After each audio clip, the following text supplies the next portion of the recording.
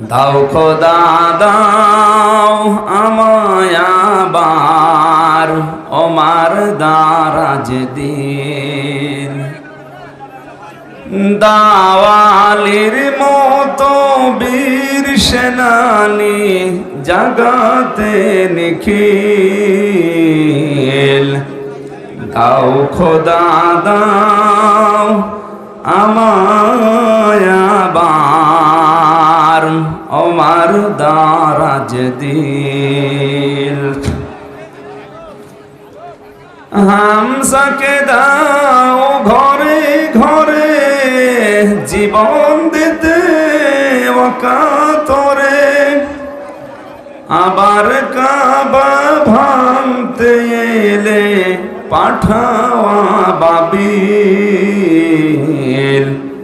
দাও খোদা দাও আমায় আবার ওমার দারাজ দিল। আলহামদুলিল্লাহ। কোরআনে কারীম শোনার কিছু আদব আছে, আমরা সবাই জানি। এটা তো আর কনসার্ট না, গানের অনুষ্ঠান না যে আপনি যা মনে চাচ্ছে তাই করবেন। এটা ইবাদত চলছে। এখন কি চলছে বলেন তো? আর ইবাদত যেভাবে করা লাগে ওইভাবে হবে, নয়তো আবার উল্টা গোনা হয়ে যাবে। আপনার না আসায় হয়তো ভালো ছিল। ফাস্তামিউ লাহু আনসিতু, কোরআনে কারীম যেখানে তেলাওয়াত করা হয়, আরম্ভ করা হয়, চুপ থাকবা এবং শুনবা। দুইটাই ফরজ। দুইটাই কি? এখনো যারা চুপ করেননি, আপনি ফরজ তরক করছেন, গোনা হচ্ছে আপনার। চুপ করেন। আল্লাহ পাক বলেন, ইন্না ফি যালিকা লাযিকরা লিমান কানা লাহু কলবুন আও আলকাস সামআ ওয়া হুয়া শাহীদ। সূরা কফের ভেতরে আছে এই তেলাওয়াত, এই কোরআন, এই জিকির যদি শুনতে চাও, এক নম্বরে উপস্থিত হয়ে শোনো। প্রশ্ন আসতে পারে, সেই বাড়ি আমার এখান থেকে 20 কিলোমিটার দূরে, এত দূর কষ্ট করে এখানে আসা লাগবে কেন? ওখানে তো মোবাইলে লাইভ আমি দেখতেই পাচ্ছি। না, মুরগির পেটের নিচে যে ডিমগুলো থাকে ওইগুলো থেকে কিন্তু বাচ্চা হয়। বাইরে যেগুলো থাকে ওগুলো এমনিতেই নষ্ট হয়ে যায়, পচে যায়। বোয়া বলা হয় ওই ডিমগুলোকে। কোরআনে কারীমের এই অনুষ্ঠানে কষ্ট করে আসার ভেতরে কিছু আল্লাহ রেখে দিয়েছেন। এখানে আসলে যে জিনিসটা পাওয়া যাবে, আপনি লাইভ দেখে 20 কিলো দূর থেকে ওটা পাবেন না।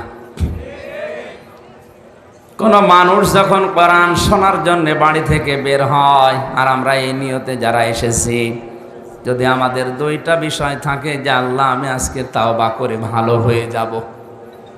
রাজশাহীবাসী কোরআনে কারীমের প্রতি এই মহব্বত দেখে আমার একটা কথা মনে হচ্ছে, সূক্ষ্ম যে ষড়যন্ত্রগুলো এদেশে কোরআনের বিরুদ্ধে চলছে, আমি বিশ্বাস করি কিয়ামতের আগে দেশে এগুলো সফল হবে না।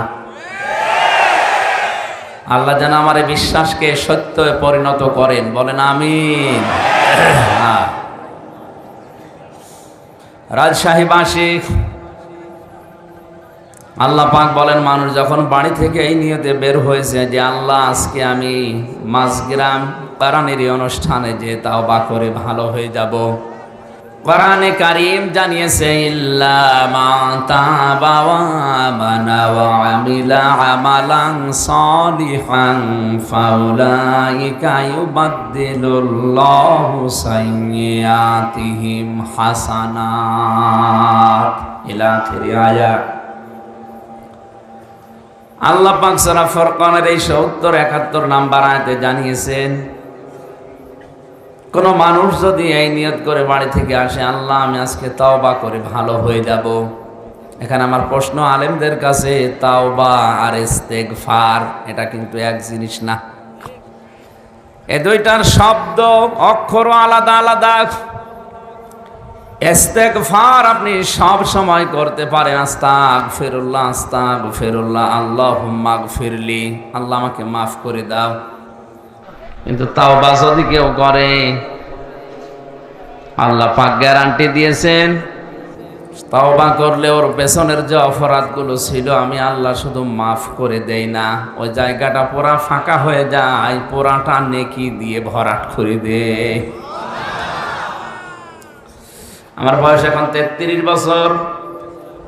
এই 33 বছরে যত অপরাধ জানা না জানা আমি করেছি, আজকের এই ময়দানে যদি সত্যি তাওবা করার নিয়তে আমি বসি, আর যদি তাওবা করতে পারি, আর তাওবার উপরে যদি সত্যি সত্যি টিকে থাকতে পারি, কোরআনে কারীম গ্যারান্টি দিচ্ছে ফাউলাইকা ইউবাদদিলুল্লাহ, আল্লাহ যেন নিজের কুদরতি হাতের আঙ্গুল এভাবে দেখিয়েছেন। এটা তাফসীরে হাক্কানিতে পাবেন। আল্লাহ পাক যেন নিজের কুদরতি হাতে ভাবে আঙ্গুল দিয়ে ইশারা দিয়ে দেখাচ্ছেন রাজশাহী, বাগমারা আর এই মাঝ গ্রামে এই ময়দানের মানুষগুলো কি, এই মানুষগুলো যারা তাওবা করার নিয়তে বসে আছে, ফাউলাইকা ইউবাদদিলুল্লাহ বাদদালা ইউবাদদিলু তাবদীলান ফাহুয়া মুবাদদিলুন, এটা বদল হয়ে যাবে, পাল্টিয়ে যাবে, পরিবর্তন হয়ে যাবে। সাজ্জিয়াতিহিম হাসানাত, দুইটাই বহু বচন। যত গুনাহ ছিল পুরা উল্টিয়ে ওইটাই নেকি দিয়ে পাল্টিয়ে দেব আমি আল্লাহ। এবার আমাদের প্রশ্ন হচ্ছে তাওবা ইস্তেগফার তো সব সময় করছি, আল্লাহ আমারে মাফ করো, আমাকে মাফ করো, আস্তাগফিরুল্লাহ। গফার থেকে শব্দটা ইস্তেগফার বা ইস্তেফাল, আর তাওবা এটা কিন্তু ওই শব্দ না। আপনি যদি সত্যি এখানে বসে আজকে তাওবা করার নিয়ত করেন, কত বড় বিশাল একটা বেনিফিট পাওয়া যাচ্ছে। জাকিরুল ইসলাম শান্টু সাহেব 50 বছর বয়স মনে করেন, এ 50 বছরের দুনিয়ায় যত অপরাধ করেছে, যে ধরনের অপরাধ হোক, সব আজকে কোরআনের ইজ্জতে তাওবার খাতিরে আল্লাহ মাফ করে জায়গাটা নেকি দিয়ে ভরাট করে দেবে। এটা কি এমনি এমনি দেওয়ার কথা? তাওবাটা কি জিনিস? তাহলে আমাদের দেশে বিভিন্ন দরবারে গেলে মানুষকে তাওবা পড়ায় পীর সাহেবরা, যে আস্তাগফিরুল্লাহ রাব্বি মিন কুল্লি যামবি ওয়া আতুবু ইলাইহি, হয়ে গেল না। এটা তাওবার একটা বাক্য। কোরআনে কারীম জানিয়েছে কোন মানুষ যদি সত্যি তাওবা করে, তাহলে তাকে 2টা শর্ত মানা লাগবে, আর একটা সময় মেনটেন করা লাগবে। সূরা জুমার 24 নম্বর পারার 3 নম্বর পৃষ্ঠার 12 নম্বর লাইনের 53 নম্বর আয়াতে আল্লাহ দলিল দিয়েছেন, আমরা তাওবা যদি করতে চাই শর্ত মানা লাগবে কয়টা? আরো জোরে বলেন। সময় একটা। শর্তগুলো কি কি এবার দেখেন তো। এত বড় বিশাল লাভের জিনিস আল্লাহ আমাদেরকে ময়দানে আসার কারণে দিচ্ছে, এটা খেলা করার জন্য না। ওয়ানিবু ইলা রাব্বিকুম ওয়াসলিমু লাহু মিন ক্বাবলি আইয়াতিয়াকুমুল আযাবু সুম্মা লা তুনসারুন। এটা তাফসীরে ফি জিলালিল কোরআনে পাবেন। সাইয়্যিদ কুতুব শহীদ রহমাতুল্লাহ আলাইহি তাফসীর করতে গিয়ে লিখেছেন, কোন মানুষ যদি সত্যি তাওবা করে, তাকে ফিরে আসা লাগবে 1 নম্বরে আল্লাহর দিকে। কার দিকে? এই শব্দটা শুনতে যত সহজ মনে হচ্ছে, প্র্যাকটিক্যাল লাইফে শব্দটা মিলানো অত সহজ না। কোন মানুষ যদি বলে আল্লাহ আমি তোমার দিকে ফিরে আসলাম, এ কথা বলার কারণে তার জীবনে অনেক কিছু ছাড়া লাগতে পারে। কথার ওজন টের পাচ্ছেন আপনি? না না, কথার ওজন টের পাওয়ার কথা আলেমদের। এ পৃথিবীতে কেউ যদি বলে আল্লাহ আমি তোমার দিকে ফিরে আসলাম, ওর জীবনে বহু জিনিস ছেড়ে দেওয়া লাগতে পারে।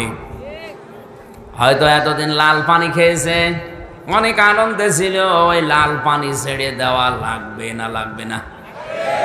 এতদিন মেয়ে বউ বেটার বউকে বেপরদায় চালিয়েছে, কেউ যদি বলে আল্লাহ তোমার দিকে ফিরে আসলাম, ওইটাও ছেড়ে দেওয়া লাগবে। আর ওইটা ছেড়ে দেওয়া কি অত সহজ? আপনি যদি আজকে যে বলেন আমি আল্লাহর দিকে ফিরে এসেছি, তওবা করে এসেছি ময়দান থেকে, আর তোমাদেরকে এভাবে রাস্তায় যেতে দেব না, এমন বউ আছে বলবে তোর ভাত আমি খাবো না। এই শব্দটা বলা যত সহজ ছিল, প্র্যাকটিক্যালি মিলানো অত সহজ। সূরা বুরুজের তাফসীরে পড়েছিলাম, ওই যে জালিম বাদশার নাম আমরা শুনেছি, তাকে ইউনূস এই লোকটা জীবন্ত মানুষদেরকে অগ্নিকুণ্ডের ভেতরে যখন ফেলছিলেন, একটা ছোট মাসুম বাচ্চাকে প্রথমে যখন ফেলে দিয়েছে, তার মা কান্নাকাটি করছিল। আগুনের ভেতর থেকে বাচ্চাটা আওয়াজ দিচ্ছে, মা এটা আগুনের কুণ্ডলী না, এটা ফুল বাগান। তুমিও আমার মতো লা ইলাহা ইল্লাল্লাহ শব্দটা উচ্চারণ করে চলে আসো, আমার মতো তুমিও বাগানে থাকতে পারবে। এ দৃশ্য দেখে ওই বাদশার যে মন্ত্রী ছিল, সেও ছিল জালেম। এ দৃশ্য দেখার পরে চিন্তা করছে, প্রচন্ড অগ্নিকুণ্ডের ভেতরে, এ প্রজ্বলিত আগুনের ভেতরে যদি এ কালিমা পড়ার পরে ফুল বাগান মনে হয়, আমার জীবনের মন্ত্রিত্ব পাওয়ার পরও আমি এরকম বাগান পাইনি। আমি আজকেই তওবা করলাম, আমি ফিরে আসলাম। বাদশার কানে কথা যাওয়ার সঙ্গে সঙ্গে তার মন্ত্রিত্ব থেকে তাকে বাদ দিয়ে দিয়েছে। এত বড় কঠিন জিনিস হারানোর পরেও কিন্তু সে তাওবা ত্যাগ করেনি।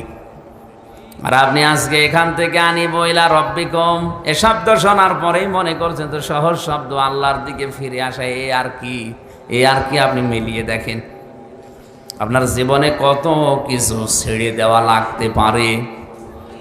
2 নাম্বার শর্তটা আরো কঠিন, আসলিমু লাহু, আত্মসমর্পণ করা লাগবে।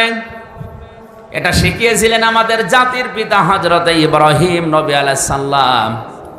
আত্মসমর্পণ আল্লাহর বিধানের সামনে কি করে করা লাগে তার জীবনে 50টা পরীক্ষা দিয়ে তিনি আমাদেরকে দেখিয়েছেন। وَإِذِ ابْتَلَى إِبْرَاهِيمَ رَبُّهُ بِكَلِمَاتٍ فَأَتَمَّهُنَّ قَالَ إِنِّي جَاعِلُكَ لِلنَّاسِ إِمَامًا قَالَ وَمِنْ ذُرِّيَّتِي قَالَ لَا يَنَالُ عَهْدِي الظَّالِمِينَ। সূরা বাকারার 124 নম্বর আয়াতে আল্লাহ বলেন, আমি ইব্রাহিমকে পদে পদে পরীক্ষা নিয়েছি জীবনে। এখানে আয়াতে আমার আল্লাহ 50টা পরীক্ষার নাম দিয়েছেন। এটা তাফসিরে ফি জিলালিল কোরআনে পাবেন। প্রতিটি পরীক্ষায় হযরত ইব্রাহিম নবী উত্তীর্ণ হয়েছিলেন। তার ঈমানের যে পরীক্ষা ছিল, ঈমানের পরীক্ষা ছিল 10টা, আমলের পরীক্ষা ছিল 30টা, তার খাসলাত বা অভ্যাসের পরীক্ষা ছিল 10টা। এই 50টা পরীক্ষা পড়া কোরআনে আল্লাহ সাজিয়েছেন। আমি জেলখানায় 3টা বছর বসে বসে মাওলানা মামুনুল হকের সাথে আমি এই বিষয়গুলো শেয়ার করে করে সাবজেক্টগুলো বানিয়েছিলাম। 50টা পরীক্ষা যদি তাফসীর আকারে একটা একটা করে বলা হয় 50 দিন লাগবে, এত কথা আছে। ঈমানের পরীক্ষা মহান আল্লাহ তাকে 10টা নিয়েছিলেন। আমার তো বিষয়ে কথা নাই, জন্য আমি শুধু টাচ দেই। আমলের পরীক্ষা নিয়েছিলেন তার জীবনে 30টা। সূরা আহজাবের 34, 35, 35 নাম্বার আয়াতে আল্লাহ বিষয়গুলো তুলে ধরেছেন। সূরা তাওবার 111 নাম্বার 12 নাম্বার আয়াতে এগুলো আল্লাহ তুলে ধরেছেন। সূরা মুমিনুনের 1 থেকে 12 নাম্বার আয়াত পর্যন্ত আল্লাহ বিষয়গুলো তুলে ধরেছেন। 30টা পরীক্ষায় তিনি 30টাই পাশ করেছিলেন। তার শরীরের ভেতরে স্বভাব সংক্রান্ত কিছু বিষয় আল্লাহ পরীক্ষা নিয়েছিলেন 10টা পরীক্ষায় তিনি উত্তীর্ণ। এই 50টা পরীক্ষায় পাশ করার পরে আল্লাহ তাকে ঘোষণা দিয়ে জানিয়েছেন, তোমাকে আমি মানব জাতির জন্য নেতা ইমাম বানিয়ে দিলাম। হযরত ইব্রাহিম সঙ্গে সঙ্গে বলেছিলেন, আল্লাহ নেতৃত্ব দেওয়ার এই গুণাবলী এটা কি শুধু আমিই পেয়েছি, নাকি আমার সন্তান আদি দুনিয়ায় যারা আসবে তারাও এটা পাবে, যে তারাও নেতৃত্ব দিতে পারবে? ভালো করে শুনবেন। ক্বালা ওয়া মিন যুররিয়াতি, আমার সন্তান আদি যারা আছে তারা কি নেতৃত্ব দিতে পারবে মানব জাতিকে? আল্লাহ পাক সঙ্গে সঙ্গে জবাব দিয়েছিলেন, ক্বালা লা ইয়ানালু আহদিজ যালিমিন। এই যে ইয়ানালু এটা মোসারে, বর্তমান ভবিষ্যৎ, প্রেজেন্ট ফিউচার। আহাদ মানে অঙ্গীকার করা, ওয়াদা করা। আল্লাহ বলেন কোন জালেমের জন্য আমি আল্লাহর কোনো অঙ্গীকার নেই, ওয়াদা নেই। তার মানে আয়াত দিয়ে আল্লাহ ফতোয়া দিয়েছেন কিয়ামত পর্যন্ত কোন জালেম পৃথিবীর মানব জাতির নেতৃত্ব দিতে পারবে না। অথচ আজ পৃথিবীর বড় বড় জালেম যারা, তারাই নেতা হয়ে বসে আছে। তারা আজ ইমানদারদেরকে নিষেধ করে যে তোমরা এ লাইনে আসার দরকার নেই। আরে ভাই, আপনি তো জুলুম করছেন আপনার নফসের উপরে, আপনি জুলুম করছেন আপনার জনগণের উপরে, আপনি জুলুম করছেন ফিলিস্তিনের মানুষের উপরে। আপনার জন্যে এ শব্দটা বলা মানায় না, তোর জন্যে। এই নেতানিয়াহুর মতো এই জঘন্যতম বেয়াদবকে আপনি বলা সাজে না, ওরে বলা লাগবে তুই। তোর জন্য পৃথিবীতে নেতৃত্ব দেওয়াই জায়েজ নেই। তোর অনুসারী দুনিয়াতে যারা আছে তাদেরও নেতৃত্ব দেওয়া হারাম। আপনি কি মনে করছেন ওরা আল্লাহ একজন আছে বিশ্বাস করে না? করে। কেন? অহংকার করে, হিংসা করে শুধু আমাদের নবীকে ওরা মানে নাই। এই জন্য ওদের উপরে আল্লাহ নিজে লানত দিয়েছেন। দলালাত, গমরাহি, এই শব্দটা ওদের উপরে চাপিয়ে দিয়েছেন। প্রতিদিন আমরা লক্ষ লক্ষ মুসলমানেরা ওদের জন্য বরদোয়া করি, গায়রিল মাগদুবি আলাইহিম ওয়ালাদ-দাল্লিন। এই শব্দটা বলা হয় না? 17 ওয়াক্ত নামাজ, 17 রাকাত নামাজ যদি কেউ ফরজ নামাজও পড়ে প্রতিদিন, সুন্নত নফল মুস্তাহাব নাও পড়ে, শুধু ফরজ নামাজ পড়ে, তাও 17 বার এই বরদোয়া আপনি ইহুদি খ্রিস্টানদের উপরে দিতে আসেন 5 ওয়াক্ত নামাজে। আর যদি নফল সুন্নত পড়েন, ওয়াজিব পড়েন, তাহলে কয়েকশো বার আপনার মুখ দিয়ে আল্লাহ একটা কথাই বের করে নিচ্ছে, বলো যে তোমাদের উপরে আল্লাহর লানত, গজব, তোমরা গোমরাহ। কিয়ামত পর্যন্ত ইহুদিদের উপরে আল্লাহর লানত, আল্লাহর গজব। তাফসিরে আমি যে 2টা কারণ পেয়েছি এদের উপরে গজব নাযিল করা, আল্লাহ রাব্বুল আলামিন 2টা কারণের ভেতরে দিয়েছেন। ওরা সত্যকে সত্য জানার পরেও মানত না, হিংসা করে আর অহংকার করে। ওদের তাওরাতে, ওদের ইনজিলে লেখা ছিল আমাদের নবী মুহাম্মদুর রাসূলুল্লাহ শেষ নবী, সর্বশ্রেষ্ঠ নবী।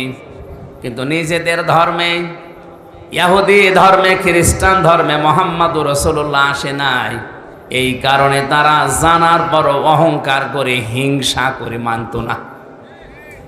লেগে সত্যকে সত্য জানার পরে যদি কেউ হিংসা করে, অহংকার করে, না মানে, আল্লাহ পাক বলেন কিয়ামত পর্যন্ত তার উপরে আমার লানত, আমার বরদোয়া, আমার গজব। বলেন নাউজুবিল্লাহ। এই আয়াত পড়ার পরে মনে হচ্ছে এটা শুধু এখন আর ইহুদি খ্রিস্টানদের উপরে নেই, এটা আমাদের উপরেও এখন চাপতেছে। কারণ এখানে হাজারো মুসলমান সত্যকে সত্য জানার পরও আজ অনেকে মানতে চায় না, হিংসা করে আর অহংকার করে।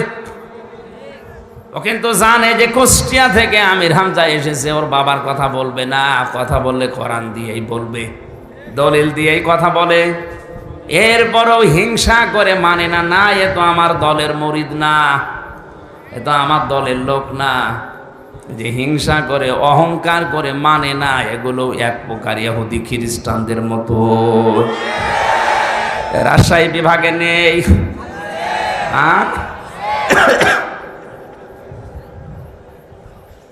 আমি আসলিমর ব্যাখ্যায় ছিলাম। জাতির পিতা ইব্রাহিম আলাইহিস সালাম আসলিমও করেছিলেন যেভাবে। উম্মতি মুহাম্মদি আমরা যারা দাবি করছি যে তাওবা করে ভালো হয়ে যাব, আমরা যদি তার মতো আসলিমও করতে পারি। গাছের মাথায় বসে কোড়াল দিয়ে কাঠ কাটছিলেন। আল্লাহ পাক বলেন আসলিম ইয়া ইব্রাহিম, হে ইব্রাহিম আত্মসমর্পণ করো। গাছের মাথায় বসে প্রশ্ন করেছিলেন কিভাবে? বলেন ওখান থেকে খাতনা করো। ওই যে ইব্রাহিম নবীর স্বভাব সংক্রান্ত যে 10টা বিষয় বলেছিলাম, পরীক্ষা নিয়েছিলেন আল্লাহ, তার ভেতরে খাতনা করা একটা। এটা ইব্রাহিম নবীর সুন্নাহ। তাকে যে 10টা বিষয়ে তার শারীরিক পরীক্ষা আল্লাহ নিয়েছিলেন, তার ভেতরে এই খাতনা করা একটা। গাছের মাথায় বসে কোড়াল দিয়ে কাঠ বাদ দিয়ে খাতনা করে বললেন আসলামতু লিরাব্বিল আলামিন। হে আল্লাহ, আমি আত্মসমর করলাম তোমার বিধানের সামনে। এখন আমার নিজের বলতে আর কোনো কথা নেই, তোমার কথাই আমার কথা। রাজশাহীবাসী এই শব্দটা আমি যত সহজে বললাম, আপনি নিজের বাস্তব জীবনে এত সহজে কি মিলানো সম্ভব? বলেন। সূরা তাওবাতে পড়েছি, আইয়ুহাল্লাযীনা আমানু লা তাত্তাখিযু আবাকুম ওয়া আবনাকুম আউলিয়া ইন ইস্তাহাব্বুল কুফরা আলাল ঈমান ওয়া মান ইয়াতাওয়াল্লাহুম মিনকুম ফাউলাইকা হুমুজ যালিমুন। ওহে যারা বিশ্বাস করো আল্লাহ একজন আছে, কিয়ামত হবে, তারা শোনো, কখনো তোমাদের মা বাবা, তোমাদের সন্তান আদি স্ত্রী পুত্র এগুলোকে এরা যদি ইমানের পরিবর্তে কুফরিকে বেশি ভালোবাসে, তাদের সাথে সম্পর্ক রাখা যাবে না। শব্দটা কত কঠিন আপনি জানেন? বদরের ময়দানে পরীক্ষা দিয়েছিল সাহাবায়ে কেরাম এই আয়াতের। হযরতে সিদ্দিক আকবর রাদিয়াল্লাহু তাআলা আনহুর সন্তান আব্দুল্লাহ যুদ্ধের পরে এসে বলছে, বাবা আমি কিন্তু জিহাদের ময়দানে বদরে তোমারে পেয়েছিলাম, কিন্তু তুমি আমার বাবা, এজন্য আমি কিছু বলি নাই। হযরতে আবু বকর সিদ্দিক ওই সময় বলেছিলেন, সন্তান তুমি আমার যুদ্ধের ময়দানে পাবার পরও সুযোগ পেয়েও কিছু বলো নাই বাবা মনে করি। আল্লাহর কসম করে বলছে, আমি যদি তোমার একবার দেখতে পেতাম আর আমি যদি সুযোগ পেতাম, কসম হয় আল্লাহর, তুমি আমার সন্তান, এটা আমার মনে থাকতো না। কারণ আমি কোরআনে কারিমের আয়াত পড়েছি, ইন ইস্তাহাব্বুল কুফরা আলাল ঈমান, যে সন্তানাদি, যে স্ত্রী, যে ভাই ভগ্গর, যে মা বাবা, এরা যদি আল্লাহ রাসূলের পরিবর্তে, ইমানের পরিবর্তে কুফরিকে বেশি ভালোবাসে, তাদের সাথে সম্পর্ক রাখা যাবে না। তারা এই আয়াতটা বাস্তব জীবনে মিলিয়েছিল। আমরা অনেকে মিলাতে পারি না। কোরআনে কারিমের আয়াতগুলো বিশেষ করে মধ্যপ্রাচ্যে যারা আছে মুসলমানেরা, আর আমরা এই বাংলাদেশ, ভারত, পাকিস্তানে যারা আছি, তারা কিন্তু কোরআনের আয়াত একই আছে, বাস্তব প্রেক্ষাপট মিলাতে গিয়ে আমরা আলাদা করে ফেলি। আমি রিমান্ডে থাকাকালীন এক হিন্দু অফিসার, ওর অনেকগুলো আয়াত দেখলাম মুখস্থ আছে। আমারে বলছো, হুজুর একটা কথা বলি, আপনি তো মাওলানা মানুষ, আপনি তো বিভিন্ন জায়গায় ওয়াজ করেন। আমি সরকারি কাজে 2 বছর ইয়ামেনে ছিলাম, ওমান।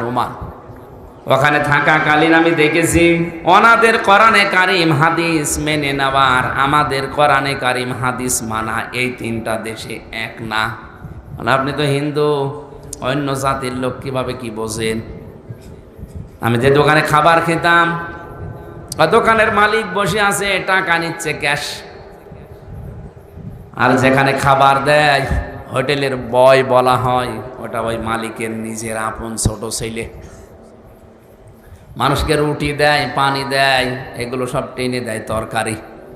ডাক দিয়ে একদিন বললাম, ভাই আপনি এই দোকানের মালিক, এত টাকা পয়সা আপনার, আর আপনার নিজের ছেলে, ওকে মানুষের মতো মানুষ না করে ওরে বড় একটা জায়গায় তুলে না দিয়ে আপনি কি করেছেন? ছেলেকে হোটেলের বয় বানিয়েছেন। একটা কথা হলো, উনি ওনার ভাষা দিয়ে বুঝিয়েছে, ভাই আপনি কোন দেশের মানুষ আমি জানি না, তবে অনেক দিন আপনি আমার হোটেলে খাবার খানের জন্য আপনাকে বলছি, এটা আমার নিজের ছেলে হতে পারে।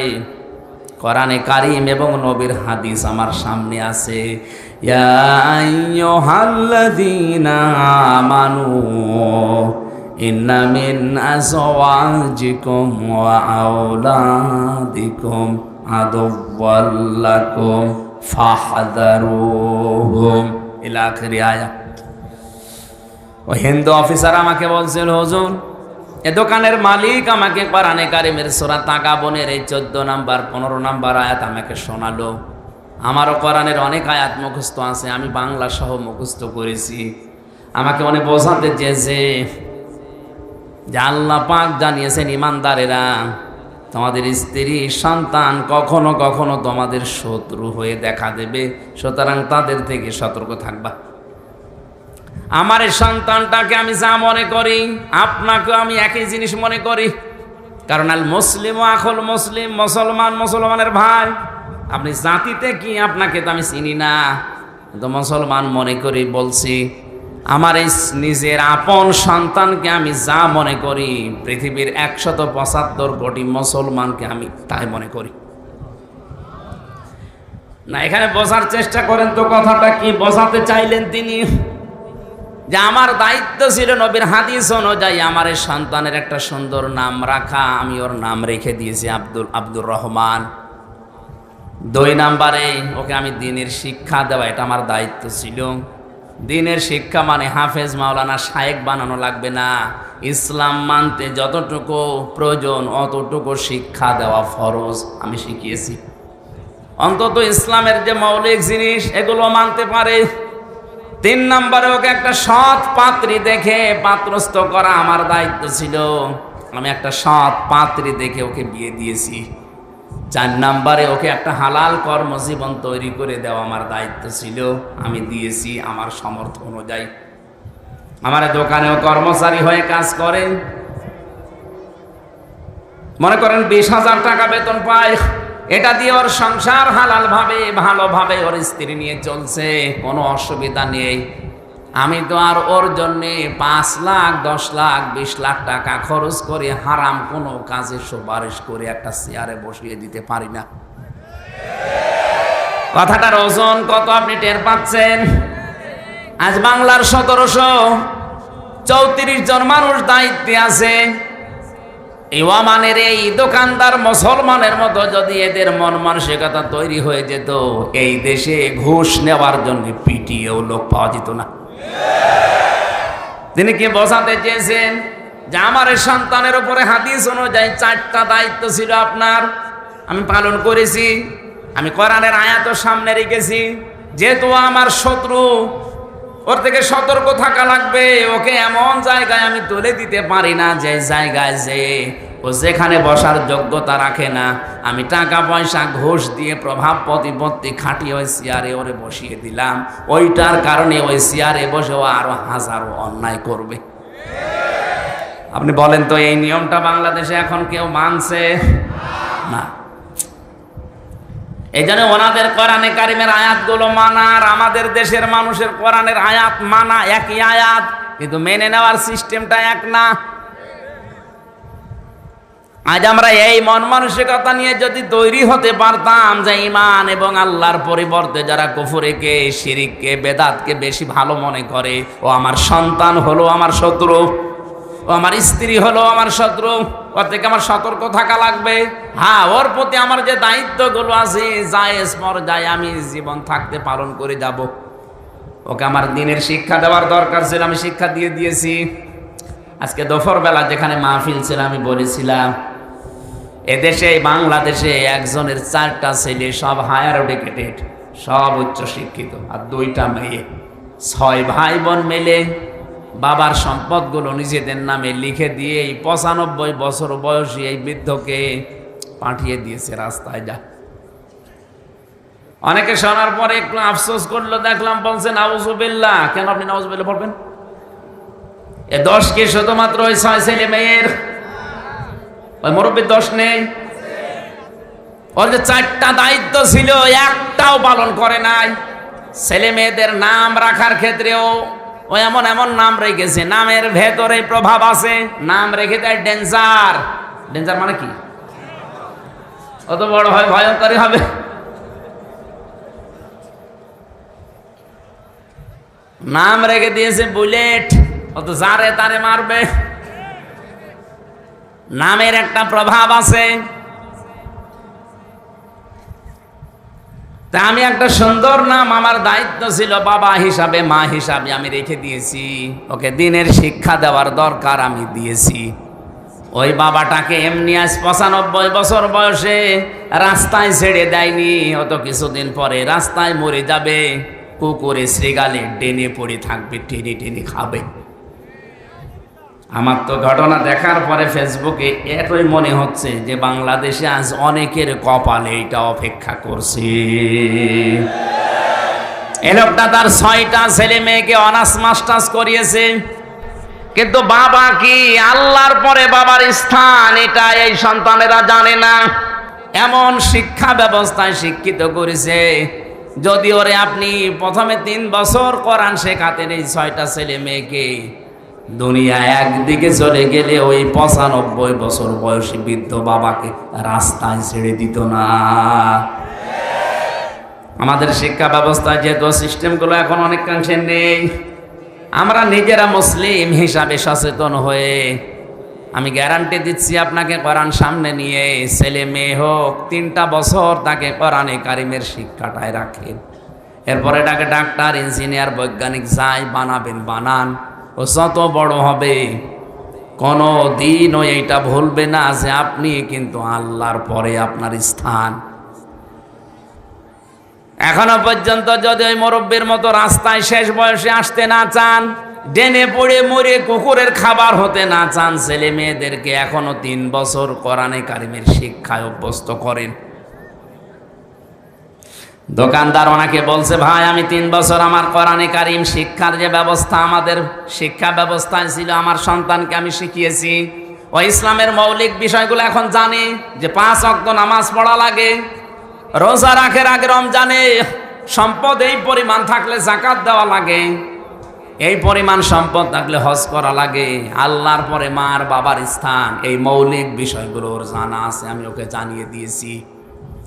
3 নম্বরে ওকে একটা সৎ পাত্রী দেখে আমি পাত্রস্থ করেছি, বিয়ে দেওয়ার সময় আমি ওর শ্বশুরের কাছ থেকে যৌতুক নেইনি।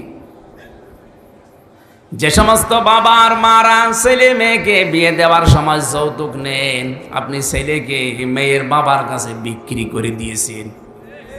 আপনি হয়তো টের পাচ্ছেন না গোপনে কি হয়। যৌতুক নিয়ে যারা বিয়ে করে ওরা সারা জীবন ওই স্ত্রী লোকের কাছে গোলামের মতো থাকে, কিছু হলেই কিন্তু রাতে খোঁটা দেবে। এই কথা বলছেন না কেন? আপনি তো ছেলে বিয়ে দেননি, ছেলেকে আপনি বিক্রি করে দিয়েছেন। আমার ছেলেকে আমি ওই করি নাই, আমার ছেলেকে আমি একটা সৎ পাত্রী দেখে যৌতুক নেইনি, বিয়ে দিয়ে এনেছি, আর আমাদের দেশে যৌতুক নেইও। 4 নম্বরে ওকে আমি একটা হালাল কর্মজীবন আমার সামর্থ্য অনুযায়ী তৈরি করে দিয়েছি। আজ বাংলার প্রতিটি বাবা, প্রতিটি দায়িত্বশীল যদি এই মনে করে কোরআনের এই আয়াতটা, সূরা তাগাবুনের এই আয়াতটা মেনে নিত, বাংলাদেশে আল্লাহর কসম ঘুষ চলতো না। প্রত্যেকটি মানুষের ভেতরে এই সেন্স থাকতো যে কার জন্য আমি করব, আমার ছেলের জন্যে, আমার গ্রামের ছেলের জন্যে, কুষ্টিয়ার জেলার ছেলের জন্যে, রাজশাহীর ছেলেও তা, কুষ্টিয়ার ছেলেও তা, আমার নিজের আপন ছেলেও তা, সবই আমার কাছে সমান।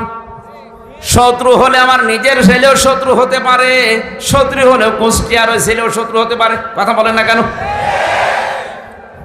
আল্লাহ আমাদেরকে কোরআনের আয়াতটা এইভাবে অনুধাবন করে মানার তৌফিক দান, বলেন আমিন। হযরত ইব্রাহিম নবী আলাইহিস সালাম যেভাবে আত্মসমর্পণ করেছিলেন, সত্যি সত্যি যদি ওভাবে আল্লাহর 500 বিধান আছে কোরআনে, জানার পরে আপনি মাথা নত করে দেন, স্যালেন্ডার করেন, এই 2টা শর্ত মানবেন। কখন?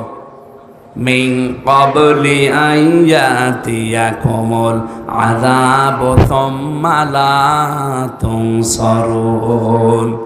আল্লাহ পাক বলেন ওই আযাব আসার পূর্বে তোমার এই 2টা শর্ত মানা লাগবে, যখন তোমাদেরকে আর সাহায্য করা হবে না। রাজশাহীবাসী মন খুলে বলেন, আমাদেরকে সাহায্য করা হবে না কখন? মরণের সময়। কখন? বলেন বলেন। আর মরণ তো আসবে 71 সালে। কখন? 41। এখন বসে আসি, দাঁড়াতেও না পারি। কথা বলেন না কেন? সুতরাং আমাকে শর্ত মেনে নেওয়া লাগবে 2টা, সময় মেনটেন করা লাগবে 1টা। শর্ত তো আমরা কম বেশি জানলাম, অনেকে মেনে নেওয়ার সিদ্ধান্ত হয়তো নিয়েছে যে আল্লাহর দিকে আমি আজকে ফিরে আসব, আল্লাহর বিধানের সামনে আমি আত্মসমর্পণ করব, এতে যদি অনেক কিছু ছেড়ে দেওয়া লাগে আমি রাজি আছি। ইব্রাহিম নবী ছাড় দিয়েছিলেন না? তার বাবাকে ছেড়ে দিয়েছেন। যখন আগুনে ফেলছিল ওই কঠিন মুহূর্তে তিনি তাকিয়ে দেখলেন যে চড়কা আছে, চড়ক গাছ, এটা তার বাবা পর্যন্ত ধরে ঘোরাচ্ছে। তিনি কেঁদে ফেললেন, ডাক দিয়ে বলে রব্বুল আলামিন, দুনিয়ায় বিপদে পড়লে মানুষ বাবা আসে সাহায্য করার জন্যে, আর আমি আজকে দেখতে পেলাম আমার বাবা নিজে আমাকে আগুনে ফেলার জন্যে নিজে চড়ক গাছ ধরে গড়াচ্ছে। আমার বিশ্বাস হয়ে গেছে আসমান জমিনে তুমি ছাড়া আর কেউ নেই, মাবুদ তুমি আমাকে বাঁচাও। ফেরেশতা এসেছিল, তিনি নেননি। আল্লাহ পাক তার এই ঈমানটা দেখার পরে আগুন পর্যন্ত ফুল বাগান বানিয়ে দিয়েছেন। সালামান শব্দ দিয়ে পুরা আগুনের বাগান, আগুনের কুণ্ডলকে আল্লাহ সালামান দিয়ে বেহেশতের বাগান বানিয়ে দিয়েছেন। আমার রাজশাহীবাসী, আমি আবার বলছি, এই শর্ত দুইটা যদি সত্যি আজকের এই ময়দানে এসে আমরা মেনে নেওয়ার সিদ্ধান্ত নিতে পারি, আর সময়টা যদি মেনটেন করতে পারি যে না 41 71 না, এখনই মরণ এসে যেতে পারে, সুতরাং আমি এক্ষুনি পরিবর্তন হয়ে গেলাম, আল্লাহর ঘোষণা মিথ্যা হবে না। বাড়ি যাওয়ার আগে আপনাকে মনে হবে যে আপনার মা কেবল প্রসাব করেছে, আপনি বেগুনা ব্যক্তির মতো হয়ে যাবেন। এই নিয়তেই তো আমরা এসেছি নাকি?